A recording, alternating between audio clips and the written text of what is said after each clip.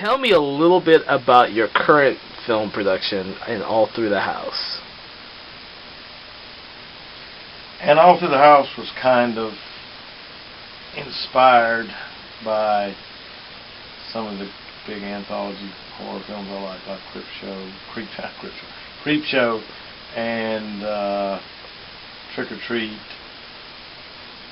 Trilogy of Terror, those kinds of movies, where we have more than one story going on in the film. But in All Through the House, I wanted to be 3 stories within a single story.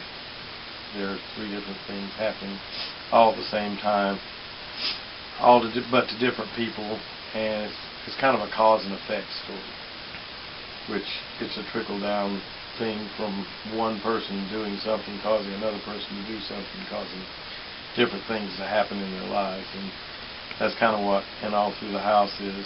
You'll see it flip-flop back and forth constantly throughout the film, from story to story, until the climatic end. But it's a little different than the other movies. Creep Show, it doesn't have a host like Creep, and it doesn't have, like in Trick or Treat, it doesn't flip-flop back and forth through time.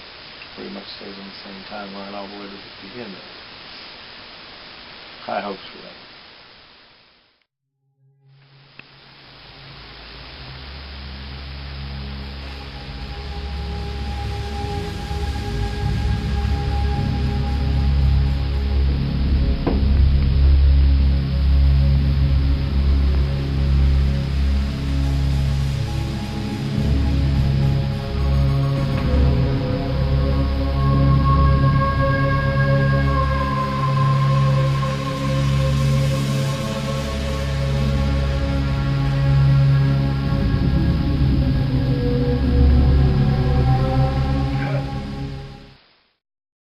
How was it like working with Rusty Smith from Rotten Rusty Haunted House? I met Rusty a long time ago. I used to do haunted houses myself, and I met Rusty when I was doing the Halloween House of Doom. He had just opened a haunted house in Dahlonega called The Attic, and we became friends through that. The fact that we both did haunted houses. I did mine in Gainesville. He did his in the city next to us in Dahlonega. And I've known Rusty for a long time, and we actually went there last year and did a little documentary at his haunted house. And we kind of rekindled our friendship by me coming over and doing that. And when we decided to do And All Through the House, I was looking for someone to play the evil Santa. And for some reason, the first person I thought of was Rusty. It was just, I thought Rusty would be the perfect Santa, and he came out, and he was. He was the perfect Santa. I could not have picked a more heinous-looking Santa than Rusty. Rotten Rusty is the man. And I plan on having him in other movies, too, because he's really cool. Makes a good antagonist. I like these. Why did you choose a holiday-themed horror film as your next big project? Because except for my fan film Halloween, I really haven't done a holiday-based fan film. And there's not a lot of Christmas ones out there. There's Silent Night, Deadly Night, Do Not Open Till Christmas, Christmas Evil, Santa Sleigh. But, I mean, really, you can almost only count them on 2 hands. There's not a lot of Christmas-based or Christmas-themed horror films. So I wanted to do one that incorporated some cool stuff, like not just an evil Santa, but some Christmas lore as well, like the Holly King. The Holly King is a figure in Christmas lore.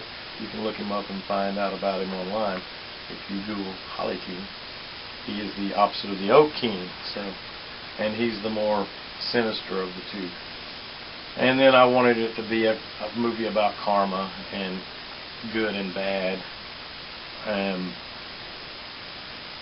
greed, and some of the 7 deadly sins coming into play. Revenge, greed, lust. You'll see just about all of them in there in one form or another.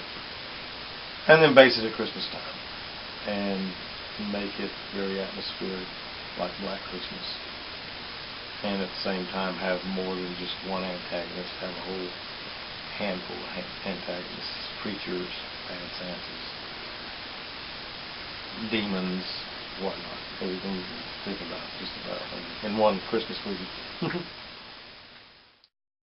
What is it about Christmas that you think scares people?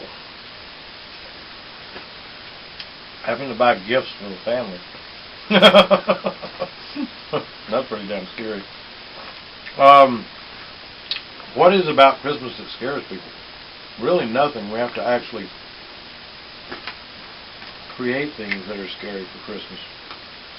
Because it's the time when, your mindset is that of a fun holiday, when it's bright and cheery and full of, giving and happiness.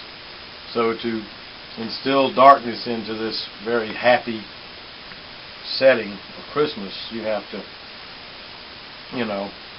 reach into your trick bag and pull out some really creepy things like evil Santa Clauses and the Holly King. But if you look online and look up some lore of Christmas, Christmas can be pretty creepy.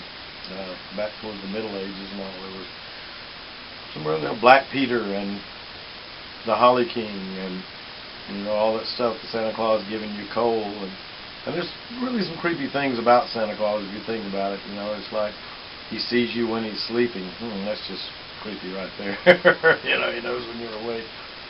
It's all meant for kids to, it's a trick to make kids behave and act nice so that Santa Claus will bring them something at Christmas. So what happens if the kids aren't nice? Do they just get cold, or do they get nothing? Or do they get something bad happen to them? So Christmas, the big happy time, is sometimes can be a really scary time too. You just got to look for the darkness in the light.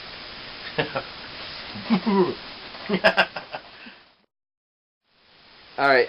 What are your plans for after you finish in All Through the House? After post-production, right?